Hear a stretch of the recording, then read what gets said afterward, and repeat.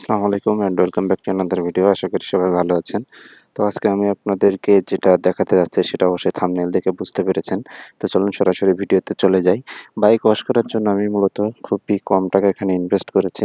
তো এইখানে দেখতে পাচ্ছেন যে পাইপের সাথে আমি জাস্ট শুধুমাত্র একটা স্প্রে গান লাগিয়ে নিয়েছি।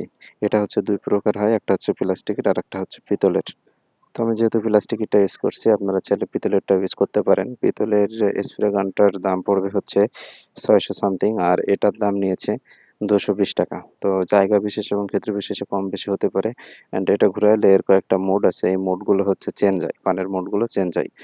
আর এটার সাথে আমি এখানে যে পাইপটা নিয়েছি, এটা হয়তো ভিডিওতে আপনারা 1/2 ইঞ্চি মনে করতে পারেন, বাট এটা কিন্তু 1/2 ইঞ্চি পাইপ না। এটা হচ্ছে কীটনাশক স্প্রে করার জন্য 1/2 ইঞ্চির থেকে ছোট সাইজের যে পাইপ সেটা। আর এখানে একটা বেল্ট নিয়েছি। এই বেল্টের দাম নিয়েছিল ৳20 মাত্র। এটার দাম হয়তো ৳15 নিতে পারে কোথাও, কোথাও। এটা হচ্ছে একটু বড় সাইজের, চাইলে একটু ছোটটাও আপনারা নিতে পারেন। তবে বেল্টটা খুবই গুরুত্বপূর্ণ একটা বিষয়। এটা এখানে লাগিয়ে নিলে পাইপ এখান থেকে পানির প্রেসারে স্লিপ করার বা বেরিয়ে আসার কোনো ভয় থাকে না। তো এবার একটু পাইপ নিয়ে যদি কথা বলি, এই পাইপটা যদি আপনারা অল্প নিতে চান তাহলে হয়তো ৳14 ৳15 ফিট পড়তে পারে। আর যদি একটু বেশি পরিমাণে নিতে যান অ্যান্ড পাইকারিভাবেই নিতে পারেন তাহলে এক্ষেত্রে হয়তো ৳10 থেকে ৳9 ফিট পড়তে পারে।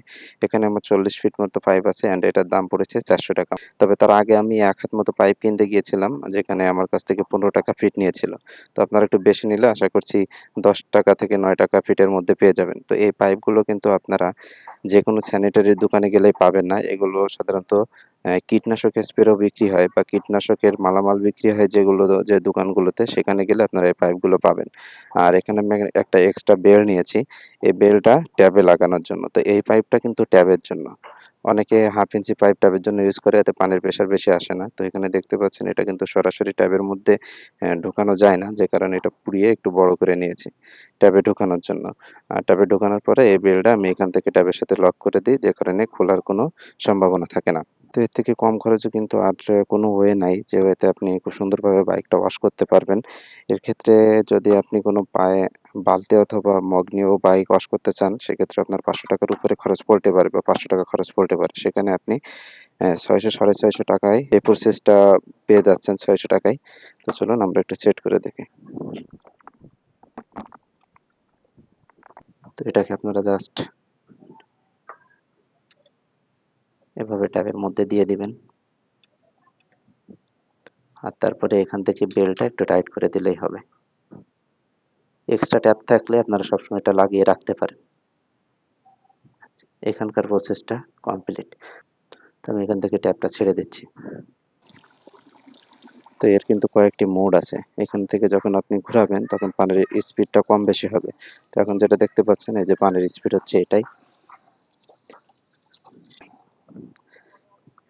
এটা হচ্ছে ঝর্ণা সিস্টেম। তো এটা আপনি সম্পূর্ণ গাড়িটা ১ম এ ভিজিয়ে নিতে পারবেন এটার মাধ্যমে।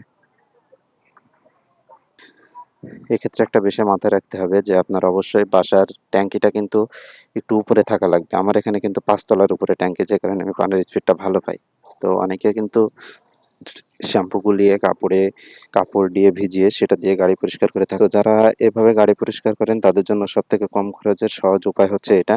আর যারা সরাসরি মোটর ইউজ করে গাড়ি ধোন, তাদের ক্ষেত্রেও কিন্তু আপনি চাইলে এই স্প্রে গানটা ইউজ করতে পারেন। তবে সেক্ষেত্রে অবশ্যই 1/2 ইঞ্চি পাইপটা নিবেন। এই পাইপটা নিলে কিন্তু কোনোভাবে আপনারা পানির প্রেশারটা ধরে রাখতে পারবে না।